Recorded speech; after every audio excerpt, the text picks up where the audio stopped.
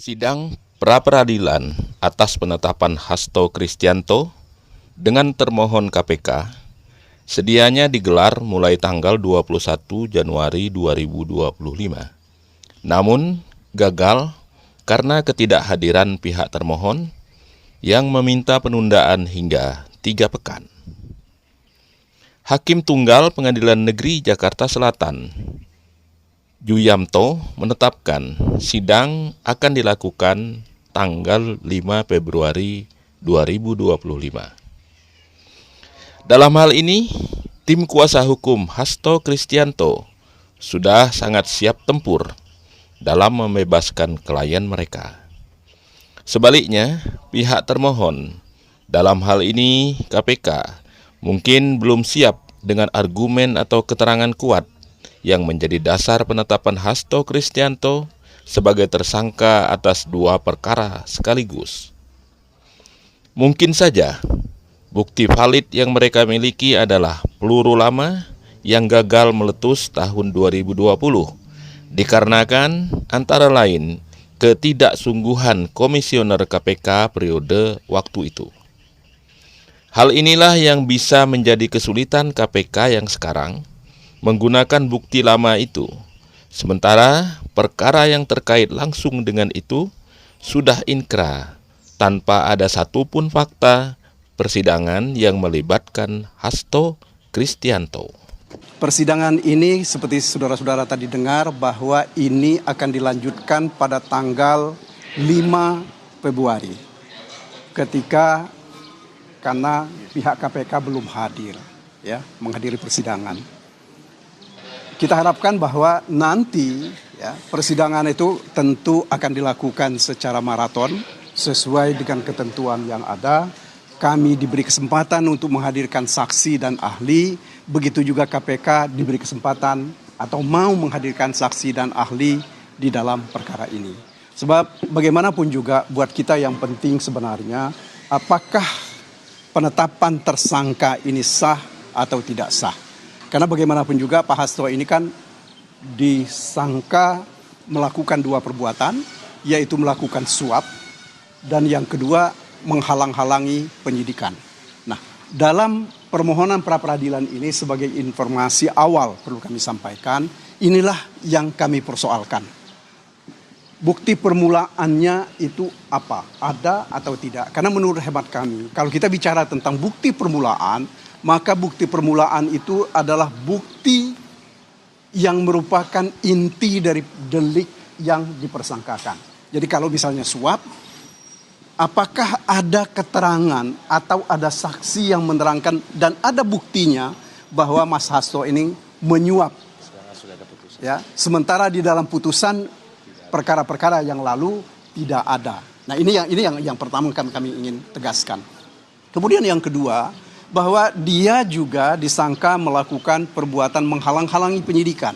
Nah, ini juga yang kami persoalkan di proses pra-peradilan ini, bukti permulaan menghalang-halangi penyidikan ini benar ada atau tidak. Karena sebab bagaimanapun juga bagi kami, bagi kita semua, bukti permulaan ini sangat penting bagi penegakan hukum kita. Jangan sampai orang ditetapkan menjadi tersangka karena ada asumsi.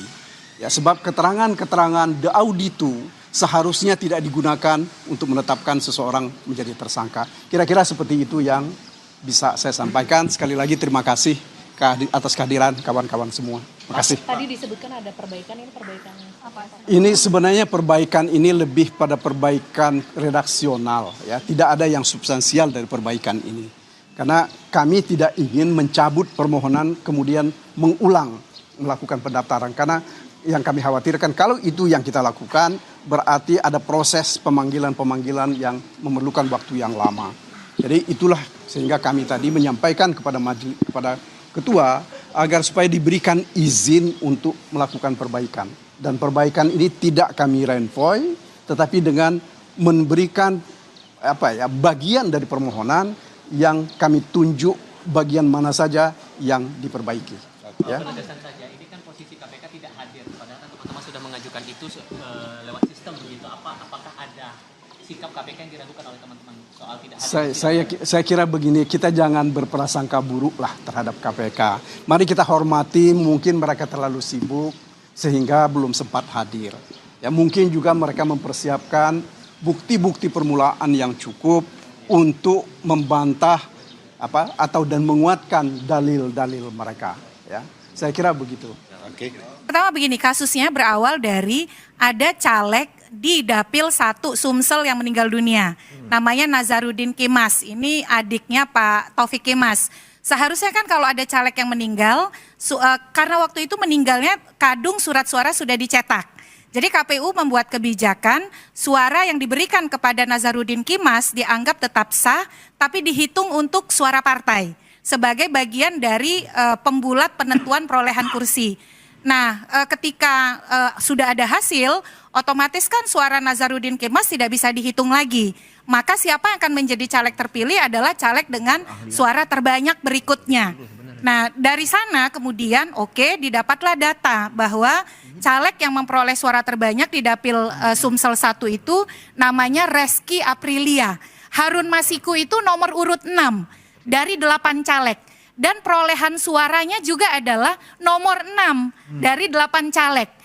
Tiba-tiba kemudian diajukanlah uji materi ke Mahkamah Agung. Ada putusan Mahkamah Agung nomor 57P/HUM/2019. Intinya adalah Mahkamah Agung mengatakan sah suara dari caleg yang meninggal dunia dihitung untuk suara partai. Kemudian bersuratlah PDIP ini 3 kali ke KPU. Ada 3 surat. Surat yang pertama ditandatangani oleh Bambang Pacul dan Sekjen Hasto. Surat kedua ditandatangani oleh Yasona Lauli dan Sekjen Hasto. Surat yang ketiga ditandatangani oleh Ketum Megawati dan Sekjen Hasto. Kenapa saya bilang ini mengingkari sistem pemilu? Karena yang diminta adalah agar KPU itu menentukan caleg terpilih adalah bukan Reski Aprilia yang memperoleh suara terbanyak, melainkan Harun Masiku yang memperoleh suara terbanyak nomor 6 dari 8 caleg. Dan itu dibalas oleh KPU tidak bisa begitu. Karena kalau sistem pemilu proporsional daftar terbuka suara terbanyak, yang harus menjadi caleg terpilih adalah Reski Aprilia, bukan Harun Masiku. Dari sisi logika sistem pemilu tidak mungkin Harun Masiku yang menjadi caleg terpilih. Kalau menetapkan Harun Masiku sebagai caleg terpilih, maka KPU 1 sudah melanggar sistem pemilu, dan yang kedua KPU sudah melanggar etika sebagai penyelenggara pemilu. Nah, disitulah problemnya dari kasus Harun Masiku ini. Dari sisi pemilu 1 tidak patuh pada sistem, yang kedua ternyata memperlihatkan ada favoritisme dari elit terhadap caleg dan mengabaikan suara dari rakyat. Karena kalau betul-betul mengikuti suara rakyat, sudah terang benderang yang jadi caleg terpilih itu Reski Aprilia, bukan Harun Masiku. Nah, pertanyaan kalau soal motif kenapa dipaksakan Harun Masiku, sudahlah suaranya nomor 6 dari 8, itu yang kita tidak tahu. Baik, kita tanya. KPU harus melakukan penggantian caleg terpilih. Jadi situasinya pada waktu itu belum PAW. Karena dalam situasi yang pertama kejadian untuk mengganti caleg terpilih. Tidak bisa mengganti caleg terpilih kalau caleg-caleg di atasnya masih memenuhi syarat dan tidak dipecat oleh partai. Ketentuan perundang-undangannya begitu. Dan Undang-Undang MD3 juga mengatur penggantian atau PAW itu hanya bisa dengan sekian kriteria. Tidak ada alasan kalau misalnya caleg yang masih memenuhi syarat digantikan oleh caleg dengan suara terbanyak yang jauh lebih rendah. Jadi situasi hukumnya memang seperti itu pada waktu itu. Oke, bagaimana kemudian